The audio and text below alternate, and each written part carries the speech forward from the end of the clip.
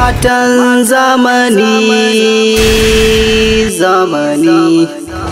matan zamani.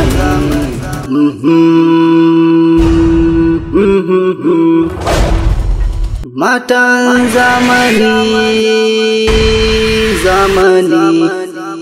matan zamani.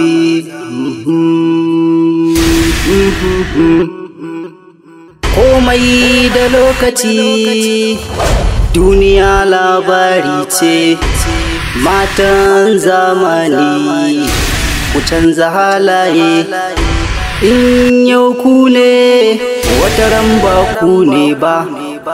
Matan zamani, ku gyara halinku.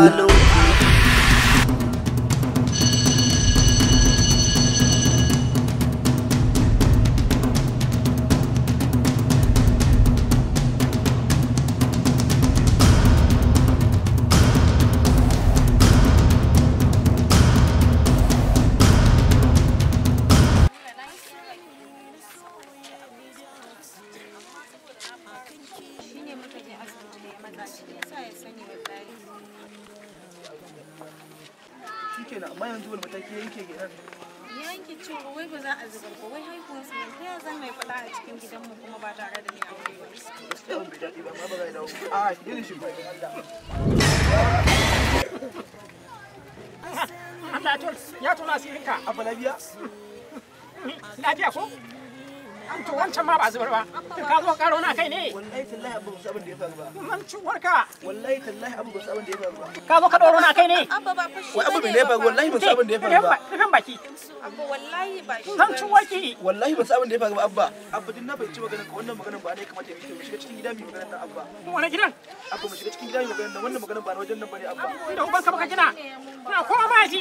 In kowa ma yaji. Kai ne. Ka zuba mutunci. Wallahi Allah Abba ban san komai akan wannan maganar ba.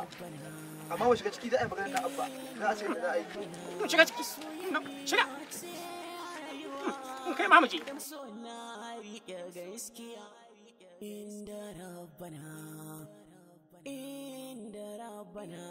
Asali na soyayya ce akan ki na makance inda rab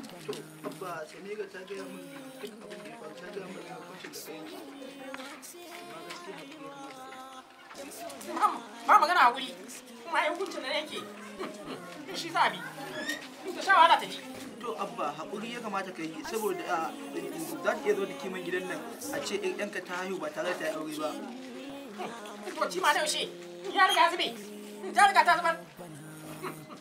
To na rantse da Allah yadda za a yi ko sama da kasalata ba za a zula cikin nan ba. Abba haƙuri ya kamata ka yi ka ci albarkaci a je a zubar da wannan abin hakan ba ta ƙara ba insha Allah. To shi kenan ba damuwa amma na rantse da Allah ba cin kai ne ba zan amince ba. Shi kenan na gode Abba bari in je in kawo mota. To shi kenan ba damuwa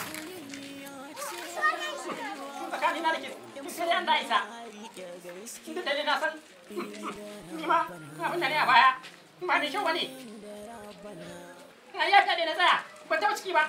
Asali na soyayya ce akan ki na. A gaskiya ya nura na gaji da irin wa'innan da gaba ɗaya ka canza mu. Idan wani abu ne muka zo ka faɗa min mana.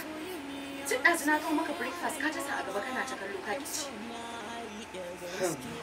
Na nake nan.